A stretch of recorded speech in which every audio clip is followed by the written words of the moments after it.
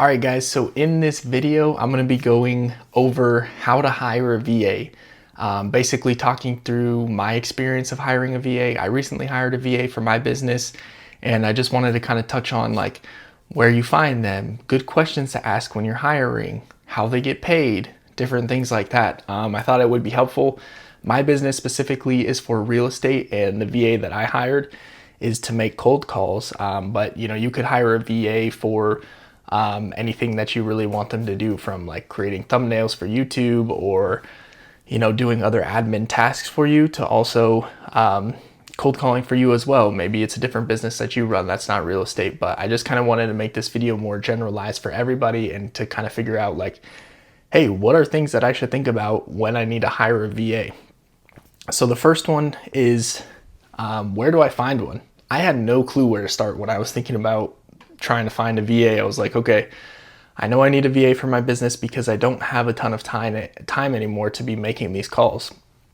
And I was like, well, where do I find one? There's a couple companies out there that, you can hop on phone calls with them. They already like have VAs. Sometimes they're already like trained or have experience in the niche that you're looking for. And then sometimes those companies will actually have like managers that manage the VA for you. Granted, you still want to train your VA. You don't want to just solely rely on like, okay, I'm paying this company, everything's going to be good to go, they're going to take care of it. Like, you still need to train your VA the way that you want them to be doing things. So that's one way to find a VA. Another is like in Facebook groups. And this is how I actually found my VA, was in a Facebook group. So I was in a real estate Facebook group, but if you have a different niche or a different business, maybe you have a Facebook group for that specific, whatever your business is, and you're in there, and you can, sometimes VAs will go in and post in those saying like, hey, I'm looking for, I can set appointments, or I can make calls, or I can design thumbnails, whatever that may be. You can find them there, and that's how I found mine. So I just messaged my VA off of Facebook Messenger, and we started talking, and I was just trying to figure out like, if it really was going to be a good fit and if I wanted to pull the trigger on this or not. So aside from finding VAs, now you kind of have a couple ideas, and I don't really have any companies that I like would recommend because I haven't used them, so I can't recommend them. I've just only done it this way, and this is my first ever hire, so I'm still trying to figure it all out myself.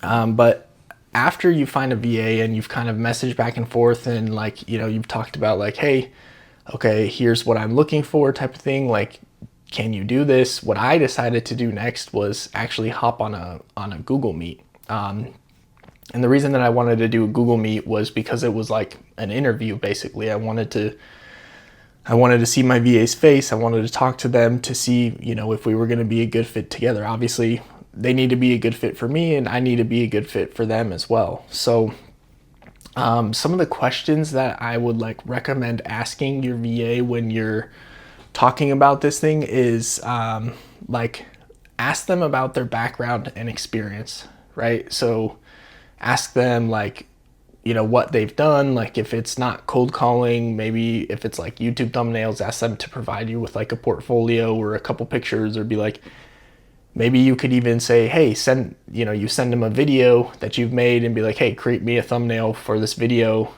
so I can see what your work is like, type of thing. Or a video editor VA or something, like send them a raw video, and be like, hey, can you edit this video for me so I can see what your work looks like, type of thing. So you just want to kind of know what their background and experience is like. And that's just what I'm saying, that you can have them do these things for you. That's kind of like outside, after maybe the interview. You'd be like, to just make sure that you actually like the quality of the work that they're doing. What I did in my specific example, this was actually before I got on an interview. I asked my VA to send me a voice like memo of them reading a script, because my VA is cold calling. So I was just like, can you just send me a voice memo of you reading this, just so I could hear your voice and kind of like understand really what I'm looking for? Because for me, I didn't want someone with like a very heavy accent. I wanted the conversation to flow naturally, and I didn't really want it to be like, like a robot basically on the phone. And so after I heard my VA's voice. Then we got on a Google Meet, and then that's when I started asking the questions. So ask about the background and experience. The other thing you want to ask about is their schedule. So you want to know like what times they're available to work. Sometimes the VA will live in a different country. Like my VA lives in the Philippines. So you need to know like, can they work based on your time zone? So for me, I'm in Arizona, United States. So I need my VA to be able to work off of Arizona time in the United States. And, being in the Philippines, that's basically like their nighttime. So they're working at night, but it's our daytime. So you need to figure out what their schedule's like. And the other thing is that you want to ask is like, if they have any other clients. Sometimes your VA might already be working for somebody else. So you need to see like, hey, what days are they available? Are they working part-time or full-time for that other person? So you just want to know exactly what their availability looks like. And leading into the part-time or full-time, you want to ask them like, hey, are they looking, like maybe you're only looking for a part-time position right now, but maybe eventually it could lead into a full-time position. So you want to ask them like, hey, right now we're going to start out part-time, but would you be willing and looking to move into full-time? When I asked my VA that, because my VA is part-time right now, just working 4 hours a day for me during the times that we designated. But my VA also works for somebody else as well after they're done working for me. So right now it's just part-time that I need, but eventually we might get to a point to where I'll need my VA full-time, and I wanted to make sure that they were on board and flexible with that to be able to like come on full-time. And so that's a great question to ask. You just want to make sure that they're there. Another good question that you want to ask them is about their communication, like how the best mode of communication. A lot of times when you're speaking with someone from another country, sometimes Facebook is going to work. WhatsApp is a good one. Discord is another good one. For my VA and myself, we use Discord. That just tends to work better. I never was really super familiar with Discord. I kind of had to watch a bunch of YouTube videos and figure out how to use Discord and all of that stuff. So the other question that you want to ask them is like their rate and their payment method. How much are they looking to get paid?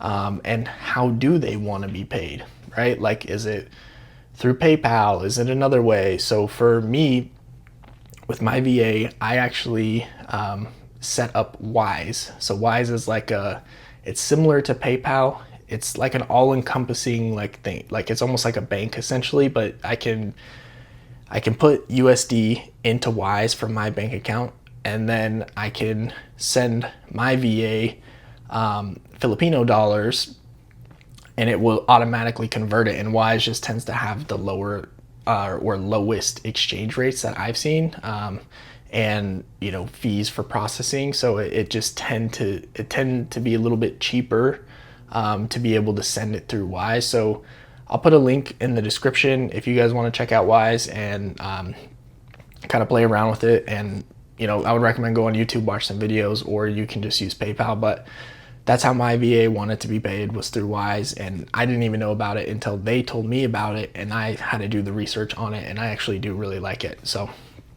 check it out. The other thing that you want to do when you're thinking about hiring a VA, this is outside of the questions. Those are kind of like the main 3 questions I would say you want to ask. You want to, if you have other ones, that you want to ask, definitely ask them, get to know each other. Tell them a little bit about yourself in the beginning. Ask them to tell you a little bit about them. That way you guys just kind of get to know each other.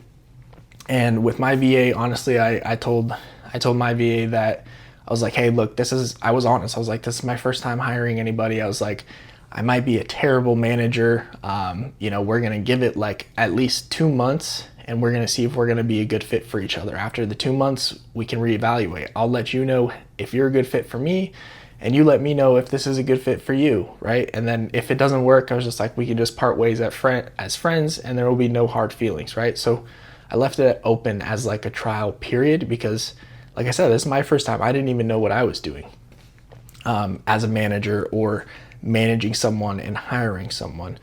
So the other important thing that I learned, aside from like after you get through the interview process, is you really want to have your SOPs dialed in. And SOPs are your standard operating procedures. So basically whatever you want your VA to do throughout the day, you should have that like documented. So what I did is I created a bunch of YouTube videos essentially, and a bunch of videos on how I want my VA to go into my CRM, what their workflow should look like in the CRM. Like I gave them a script, since my VA is cold calling, of like, hey, here's kind of like what you can say, although I don't want you to be robotic saying the script. Here's a script. I provided a script, and I provided a bunch of videos on, you know, common questions that they might get and how to handle those. I made videos on, you know, an issue within the CRM, like if they needed to change a phone number, how to do that, like just common things that I've ran into.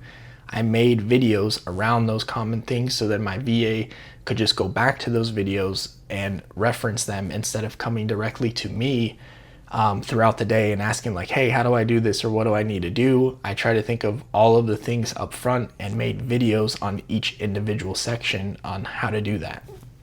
And I use Discord actually. So I just created a channel, a Discord channel, which I learned how to do on YouTube. And then in my channel, I made like a start here section. I was like, hey, you know, a little welcome intro.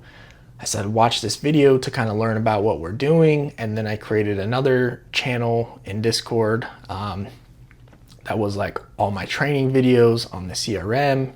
And then I made another channel that was like a voice channel where my VA and I can just hop in there and we can talk to each other and kind of do like call calibrations or anything like that. So that's definitely very important. You want to have your SOPs in place, otherwise they're going to be coming to you asking you like how to do everything, and it just makes your life easier to do it up front once, and then you're done with it, and then you can kind of see how that goes. Like for me, after I made the videos on like how I want them, what their workflow should look like, and how to use the CRM and how to make calls within the CRM, I put those videos out there, and it was essentially like a test with my VA, since this was the first one that I've hired. But I really just wanted to see what questions they came back with to me, asking like, hey, what do I do here? And then I was like, okay, that's a good question. I should make another video on that. Like, this is what you do when this happens, right? So you're gonna be refining this as you go, but definitely you wanna have the SOPs there when you're getting started. We went over where to find one, we went over schedules. Oh, another question that you want to ask them is what systems have they used? You might use a certain system or software, and you just want to kind of see like, hey, have you used these before, or do I need to train you from scratch? I mean, you can make that decision yourself if you want somebody who already knows how to use the system that you're doing, or if you're okay with just training them on how to use your system. Like for me, my VA had used my system, like a version of my system before, but not exactly my system. And I knew that would kind of be the case. And so I was okay with making those videos on how to train my VA to use my system. All right, let's see. We went over the rate. We went over the full-time. We went over the commission. Yeah, I think that's everything. Maybe I'll make another video later on of like how this has been going after, 30 days, and any tweaks that I made, or any concerns I had, or let you guys know even if it worked out or if it didn't work out, and just give you kind of an update and maybe some improvements that can be made in the next video. But I hope that this helps, guys. And yeah, I'll catch you in the next video. Bye.